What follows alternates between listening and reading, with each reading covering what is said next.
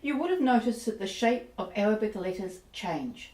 They actually change depending on where they are in the word and what letter is next to them.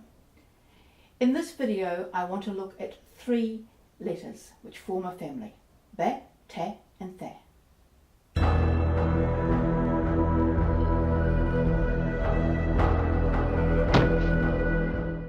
Hi, I'm Kashmir, and today I want to look at the family ba, ta and tha. They all have a similar shape. They are a dish with dots. So the ba has a dot underneath, the ta has a dot on the top, and the tha has 3 dots on the top. So they look very similar. These are the isolated forms of the letter. So you get this when there are no letters around it, or when the letters they are either side of don't actually join up. You've met the ba before. It's in the word baladi. Let's have a look at the word. In Arabic, it's ba, lam, dal, ya. So let's start first of all. So how does baladi go if we put all the letters in? Right, you'll see the little marks above. They are fata. Oh, where is the dish? Well, this is an initial letter. For the initial letter, you don't get the dish. You just get the start of the word. And remember, we're starting from right to left. So what you actually get is just the beginning of the dish and the dot. So that's the initial one.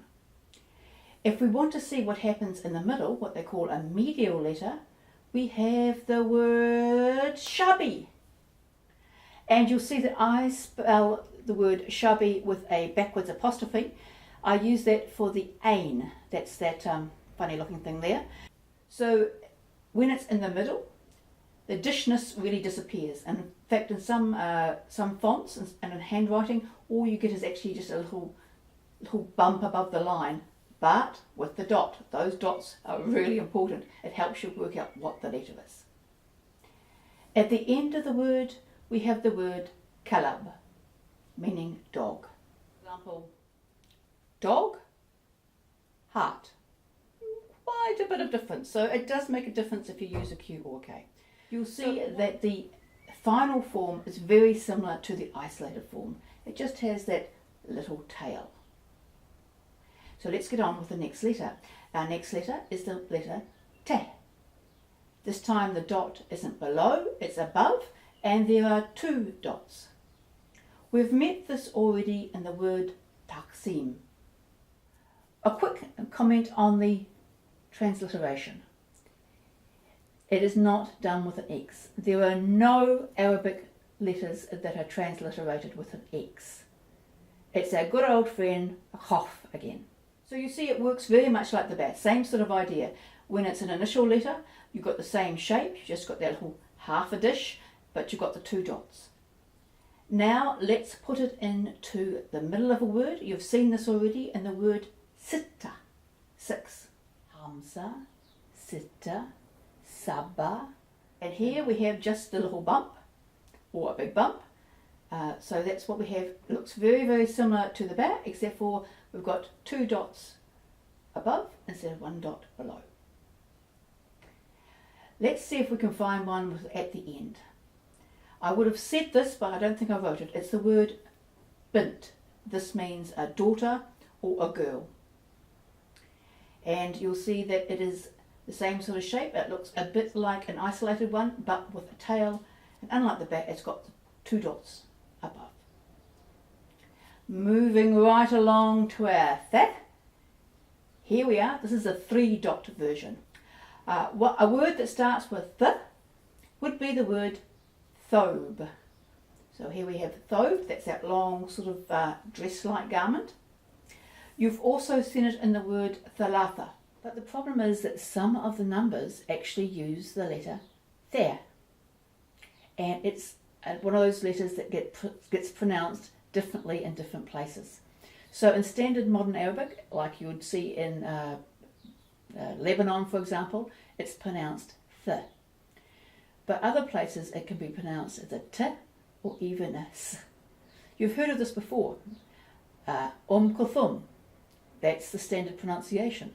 but you also hear it pronounced as ka tum and ka sum. And it's the same letter, but pronounced differently in different parts of the Middle East. So the three that we're going to change, depending on whether you're going to go standard or Egyptian, are 2, 3, and 8.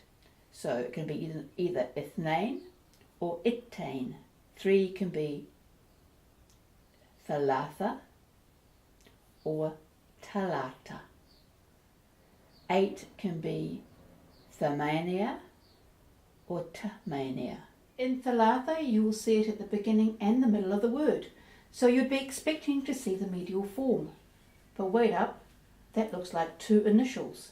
And that's correct, because in this case, even though the second thalatha is in the middle of the word, it is preceded by an aleph, which doesn't connect. Medial, it means it follows another letter which is able to be connected.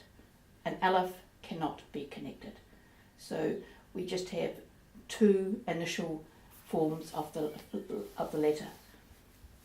If it was a connecting letter, then in that case we would actually have a medial form, which would look like the te with the bump with 3 dots on top. I couldn't find a word that ended in a thea. I'm sure there's something out there, but not that I know of. My vocabulary is reasonably small.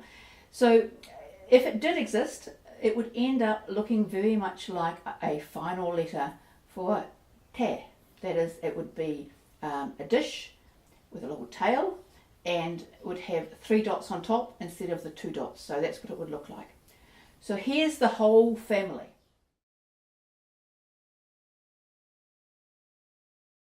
What I'm going to do is make a separate playlist for these little Arabic videos for those people who are interested in the Arabic script, but not necessarily want to actually wade through the belly dance history and culture and styles. So it will be called, surprise, surprise, Arabic. So you'll find that available in the description below. Enjoy!